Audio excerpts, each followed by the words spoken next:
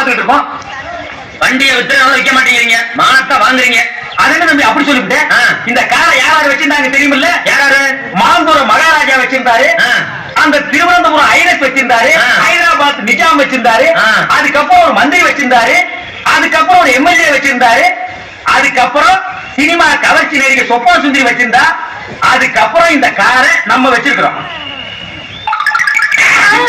யார பார்த்து இந்த கேள்வி கேட்கிறேன்? ஏன் அடிச்சீங்க? ஏன் அடிச்சா? அவன் என்ன கேள்வி கேட்டான்?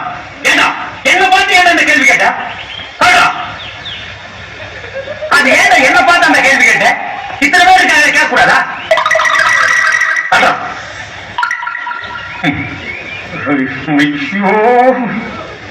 ஐயோ, ஏன்டா என்ன பார்த்து அந்த கேள்வி கேட்ட?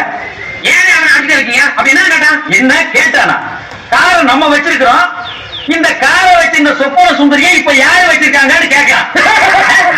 அவனை யார் யார் வச்சிருக்காங்கன்னு கணக்கெடுக்கலாம் என் வேலை இல்ல. இதுக்கு முன்னால அந்த வேலை பார்த்துட்டு இருந்தா ஒரு வித்துவாரை பார்த்து கேட்கிற கேள்வி ஐயா இது. கேட்கறது கேட்டுக்கூட நயா போய் பிரயோஜனம் இல்லாத மாதிரி நிக்கிறான். சொல்றேன், அதை விட்டு வைங்க. முதல்ல வண்டியை சரி பண்ணுங்க. என்னத்தை சரி பண்றது? பெட்ரோல் விலை ஏறி போச்சேன்னு மண்ணெண்ணெய் ஊத்துன, மண்ணெண்ணெய் விலையை ஏறி போச்சேன்னு குருடாயில் ஊத்துன. இப்ப எந்த ஆயில்ல ஓடுனா அதுக்கும் தெரியல, எனக்கும் தெரியல. ஆனா அதெல்லாம் இருந்து நம்ம ஏன் கார் வச்சிருக்கோம்னா, இப்படி எல்லாம் ஒரு பந்தா வேணும்பா. இந்தியாவிலேயே ஏன் நம்ம வேர்ல்டிலேயே கார் வச்சிருக்கிற கரகாட்ட கோஷ்டி அது நம்ம கோஷ்டி தான். அதுவும் அம்பாசுக இது லாரி.